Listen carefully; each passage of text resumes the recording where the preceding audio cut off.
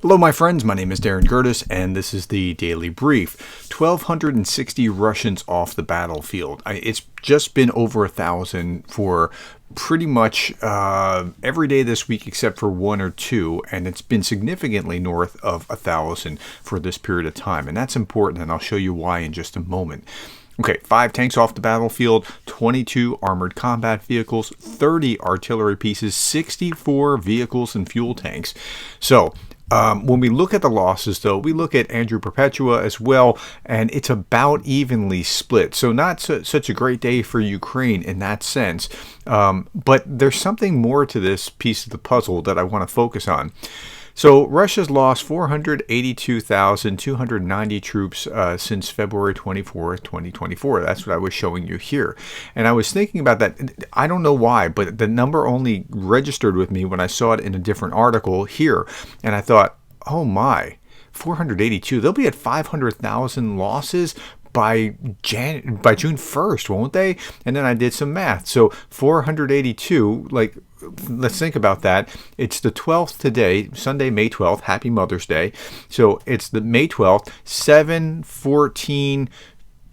20 days left in the month.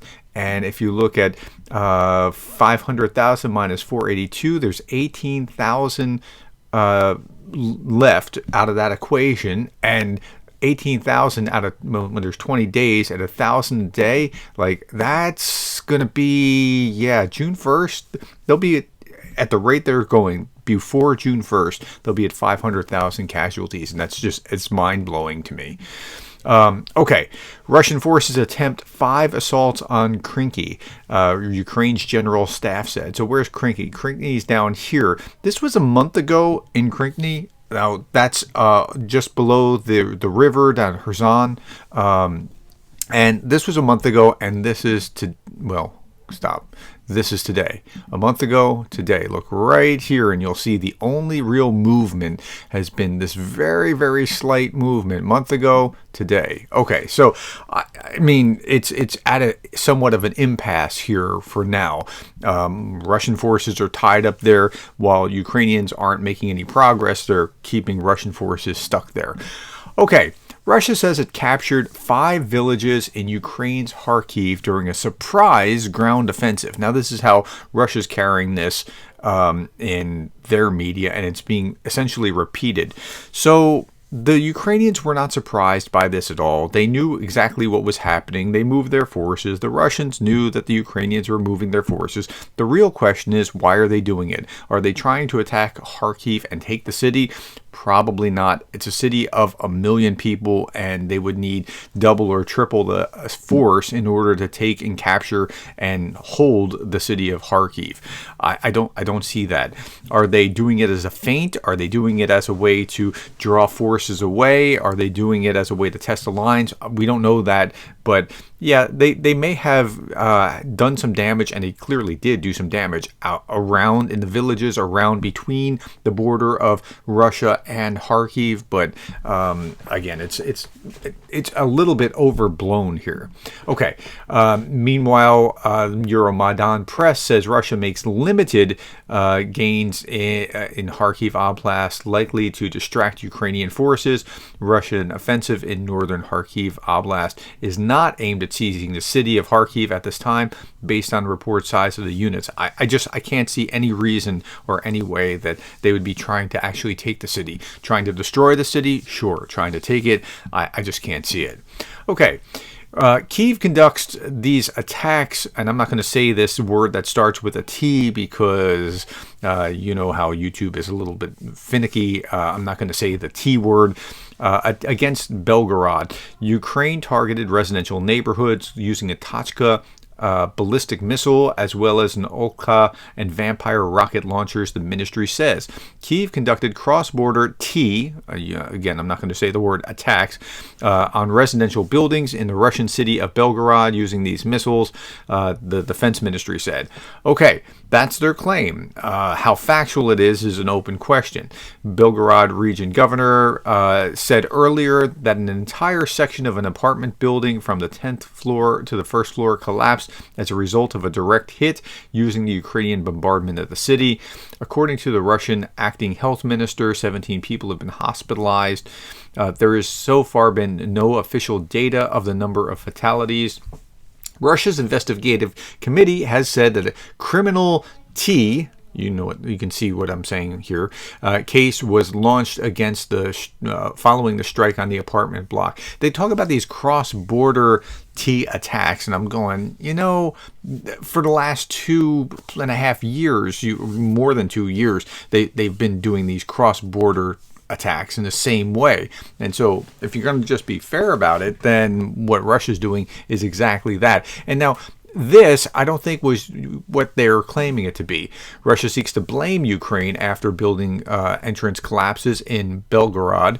And they talk about the same thing here. There's a risk of further collapse in the building. Ukrainian officials didn't comment on it. The Kyiv Independent couldn't independently verify the report. But here's Igor Shushko, and he generally provides pretty fair, pretty balanced reporting, and he's just repeating something that's already been done. If this was not an explosive planted in the building, the approximate trajectory of the Russian projectile that destroyed a 10-story apartment building in Belgorod today, based on the video of the impact below. So this is Winds of Change Research Group saying, yeah, it came from this direction, not that direction. This didn't come from Ukraine, but from Russia.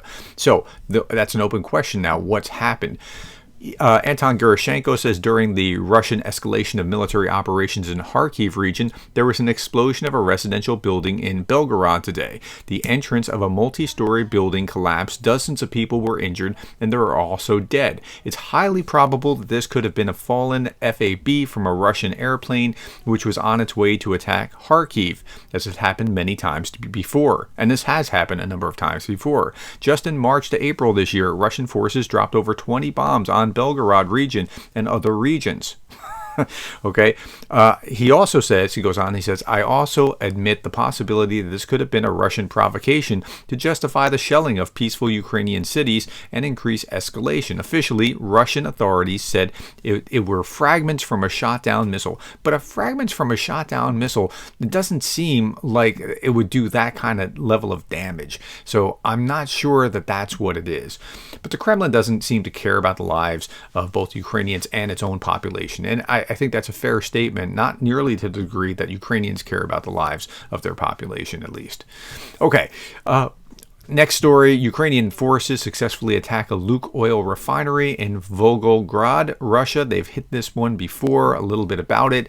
At night, there was a drone attack on the Russian oil refinery in Volgograd. As a result of the strikes, a fire started at the refinery. It's not yet known what equipment was damaged. However, there's not much information regarding this attack besides unconfirmed claims. All right, last few things. Yesterday, while I was in my live Q&A, somebody asked me, Dr. Gerdes, are you going to start a Discord channel? And I said, no, I'm just not, technically, I don't know that I want to do that. Well, boom, here it is. But what I'm doing is I'm starting it with patrons only, because I know that patrons are they've already separated themselves as people that are really focused on this. This is a place for them to gather, to be able to pass information to each other and me. So I have a dozen or so of you in there at this point, and please, if you're a patron, come and join me. I don't know that I'm going to open it up to the rest of public at this point. Maybe I will, maybe I won't. I just don't know. But if you are a patron at any level, please come and join me there. Okay. Last story. Yesterday I talked about this in my 3 big stories. Jake Broe, for his birthday, decided he was going to have a birthday fundraiser. Don't bring me gifts. Just if you want to donate, please donate. And he said at 40,000, that would be 2 NAFO trucks. And at a certain level of giving, you can get a Jake Broe birthday truck fundraiser patch. This was a classy move, really well done, because right now they're at 146,000 of 40,000, so they raised it up to 200,000. Again, 2 trucks at $40,000. So now it's up to about 7 trucks. And his birthday is actually on Tuesday. He launched it yesterday. This is going to do a world of good. And it's hard to calculate how many lives will actually be saved by doing these kinds of things. So good on Jake for having thought through this and launched this fundraiser. That's all that I have. Thank you for your time. Thank you for the likes, the shares, the subscribes, and thank you for being the kind of person that cares about Ukraine.